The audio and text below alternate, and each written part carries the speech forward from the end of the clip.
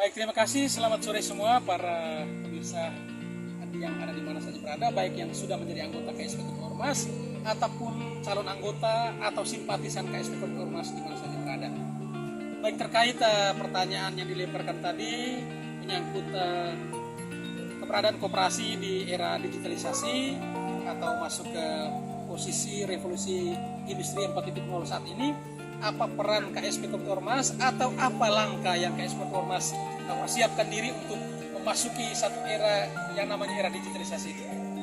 Baik, yang seperti kita ketahui bersama bahwa image masyarakat terkait lembaga yang namanya koperasi itu selama ini masih dalam tanda kutip masih minus tentang koperasi itu.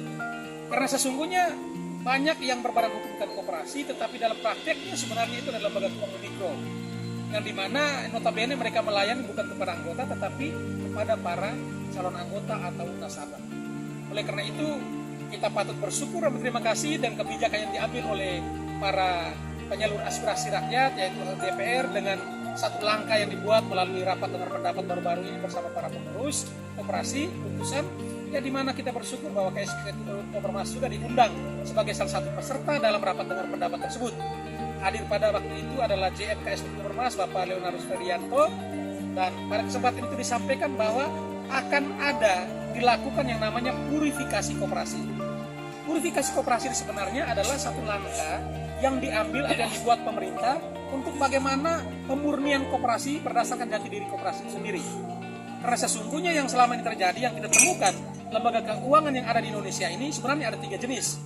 Ada yang berbadan hukumkan koperasi tetapi prakteknya BPR, ada yang berbadan hukumkan koperasi tetapi sesungguhnya prakteknya adalah lembaga keuangan mikro yang ada undang-undangnya. Nah, yang ketiga adalah koperasi sungguhan, koperasi sejati, di mana ada anggotanya, ada pendidikannya, ada ratnya, dan juga ada dividen atau SAU dari koperasi sendiri. Nah, terkait dengan digitalisasi tadi yang dipertanyakan, Ormas sampai dengan saat ini, sejak ini sudah ya mempersiapkan diri memasuki masa atau era digitalisasi itu. Yaitu salah satu langkah yang dibuat dengan mengupgrade pelayanan yang dulunya semi digital menjadi full digital. Salah satu contoh praktis adalah dengan dimilikinya beberapa aplikasi yang berbasis Android yang turut menunjang keberadaan dan juga pertumbuhan KSP Ketua Ormas. Semisal salah satunya adalah Ormas saat ini salah satu produk unggulan yang diberi nama Simpanan Saham Sibuhar. Di situ setiap anggota KSP Ketua Ormas tidak hanya dapat melakukan transaksi tunai dalam artian bahwa bertemu kasir lalu melakukan penarikan dan sebagainya. Tetapi lebih daripada itu, Ormas telah mengupgrade diri untuk mempersiapkan diri memasuki digitalisasi. Itu salah satu langkah yang dibuat adalah dengan menyiapkan mesin ATM. Itu langkah pertama. Sehingga transaksi itu bisa kapan saja. Lalu tahap yang kedua atau langkah yang kedua, selain dengan mesin ATM, KSP Ketua Ormas pun telah menyediakan atau menyiapkan satu aplikasi berbasis Android di mana setiap anggota yang memiliki tabungan Sibuhar di KSP Ketua Ormas dapat memindahkan uang tersebut melalui aplikasi itu. Aplikasi itu adalah aplikasi Ormas Pay. Di dalam aplikasi Ormas Pay ini, setiap anggota dapat mengecek saldo pinjamannya, saldo simpanannya, dapat melakukan setoran simpanan wajib, melakukan transfer antar Sibuhar, bisa top up e-wallet seperti Dana, GoPay, OVO, Shopee Paylink aja dan lain sebagainya, dapat membayar tagihan TV berlangganan seperti Okevision, Indovision, Transvision dan lain sebagainya. Nah, tidak hanya soal itu, tetapi juga melalui aplikasi Ormas Pay ini, seorang anggota dapat memindahkan atau transfer uangnya dari rekening tabungan Sibuharnya langsung ke rekening bank apa saja secara real time atau saat itu juga. Nah, ini salah satu langkah yang sesungguhnya dipersiapkan KSP Ketua Ormas untuk memasuki era digitalisasi atau revolusi industri 4.0 atau 4.0 itu. Sehingga dengan langkah-langkah yang diambil oleh pengurus melalui manajemen yang sudah disikap itu, saya berpikir bahwa ini adalah langkah antisipatif yang tepat yang dilakukan oleh Ormas untuk memasuki masa itu. Sehingga koperasi dalam tanda kutip tidak hanya dianggap sebelah mata, tetapi koperasi saat ini harus mampu menunjukkan kepada publik bahwa eksistensinya sudah sama seperti lembaga keuangan lain, semisal perbankan. Itu yang pertama. Yang kedua, Ormas juga mempersiapkan aplikasi yang berbasis Android pula, yaitu diberi nama Ormas Mobile. Di dalam aplikasi Ormas Mobile ini, seorang calon anggota dapat melakukan pendaftaran anggota secara online. Mereka hanya cukup menginstal aplikasinya di Play Store, kemudian membukanya pilihannya untuk pendaftaran anggota baru, lalu mengunduh administrasinya, semisal KTP, kartu keluarga, dan data lainnya, lalu transfer uangnya, unduh kembali bukti transaksinya, sudah anggota tersebut sudah secara otomatis sudah terdaftar menjadi salah satu anggota KSP Public Ormas. Lalu dari aplikasi Ormas Mobile ini pula, seorang anggota tidak lagi mau mengusulkan atau mengajukan permohonan pinjaman harus ke kantor, tidak perlu, tetapi cukup dari rumah dengan mengambil HP Androidnya, dibuka aplikasi Ormas Mobile, kemudian bisa mengajukan permohonan secara online. Nah, ini perlu kita ketahui bahwa Ormas bukan pinjol ya, bukan pinjol yang melayani pinjol atau pinjaman berbasis online, tetapi prosesnya yang online, bukan pinjaman online. Dan masih banyak hal-hal yang telah dipersiapkan Ormas, termasuk salah satu langkah yang dibuat yang ditempuh yaitu menyiapkan pasar digital Ormas, yaitu aplikasi Padimas yang berbasis Android pula.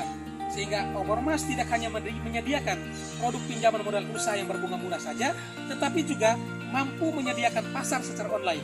Sehingga seorang anggota Ormas tidak hanya pinjam dengan modal murah, kemudian diputar usahanya, hasil produksinya tidak hanya dijual secara konvensional, tetapi dapat dijual secara online. Mungkin itu kira-kira.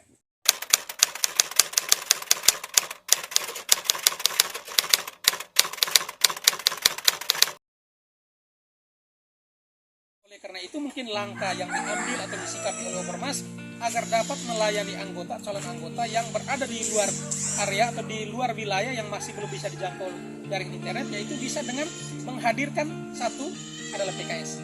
PKS itu sendiri adalah pengurus kelompok sahabat Ormas, di mana setiap anggota yang dipercayakan oleh anggota di wilayah tersebut yang diusulkan untuk menjadi salah satu pengelola.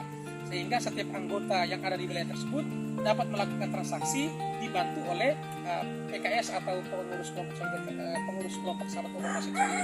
Selain itu, Ormas juga menyediakan atau mempersiapkan segala sesuatunya, termasuk juga dengan menempatkan seluruh staf pemasaran di seluruh wilayah kerja dari KSP Ormas ini, yaitu dengan menempatkan petugas lapangan yang disebut sebagai LO atau loan officer, yaitu staf pemasaran, yang sifatnya atau tugasnya itu untuk membantu melayani transaksi anggota di lapangan, ya. Sehingga prinsip kami di Ormas bahwa ya dengan adanya staf pemasaran ini sebenarnya mau menghadirkan Ormas itu di tengah-tengah masyarakat, bahkan menghadirkan kantor Ormas langsung di rumah anggota, sehingga anggota tidak usah perlu capek harus ke kantor lagi, tetapi dibantu transaksinya melalui staf pemasaran ini. Dan jika di daerah tersebut ada jaring internet yang cukup bagus, staf kami itu kami bekali dengan mesin edisi atau electronic data capture, di mana setiap anggota dapat melakukan transaksi kepada petugas kami di lapangan yang di-entry melalui mesin edisi tersebut, sehingga setelah keluar dan langsung diberikan kepada anggota. Dan jika melalui transaksi di mesin edisi ini, maka transaksi saat itu secara real time sudah masuk ke dalam data di server kami di kantor pusat, sehingga keamanan, kenyamanan uang anggota tersebut dijamin pasti aman. Sehingga anggota tidak perlu cemas, tidak perlu ragu, ya jangan sampai uang kami tidak selamat. Tetapi dengan mesin edisi ini sendiri, satu untuk mempercepat pelayanan kita, tetapi juga lebih penting daripada itu adalah memberikan kepastian kepada anggota, kenyamanan kepada anggota bahwa uang yang ditransaksikan tersebut pasti aman.